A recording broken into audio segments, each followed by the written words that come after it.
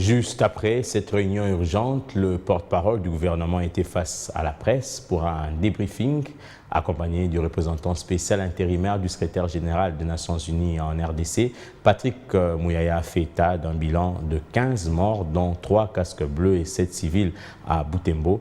Le porte-parole du gouvernement a aussi indiqué qu'un plan de retrait de la MONUSCO est déjà en cours. Et la goutte d'eau qui a fait déborder les vases, parce qu'il faut regarder la question dans un contexte où le président de la République, depuis qu'il est arrivé aux responsabilités, a fait le choix de faire la paix avec le pays de la sous-région. Donc on ne peut pas comprendre, dans un contexte où nous parlons de paix, il y a résurgence de la violence. On ne peut pas comprendre qu'il y ait des déclarations qui peuvent prêter à confusion sur les capacités de la MONUSCO à nous appuyer dans l'effort qui est aussi le sien d'assurer la sécurité et la protection de populations. Mais pour qu'on le dise aux Nations Unies, on n'a pas besoin d'aller casser.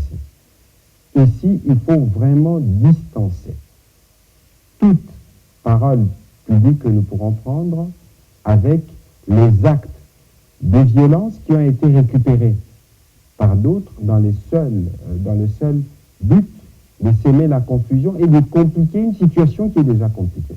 Parce qu'au-delà de tout ce qui nous préoccupe, nous, aujourd'hui, c'est la situation de Bunagana, c'est la situation de nos populations qui sont déplacées.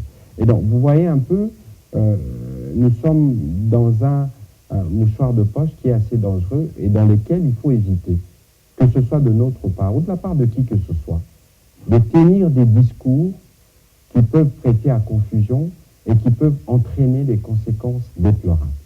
Et donc, considérant que ce qui s'est passé, c'est la leçon que nous devons tirer. Au-delà des leçons que la MONUSCO tire, et dont Cassim parlera tout à l'heure, la leçon que nous devons tirer, c'est que nous devons tourner notre langue 7 fois avant de parler.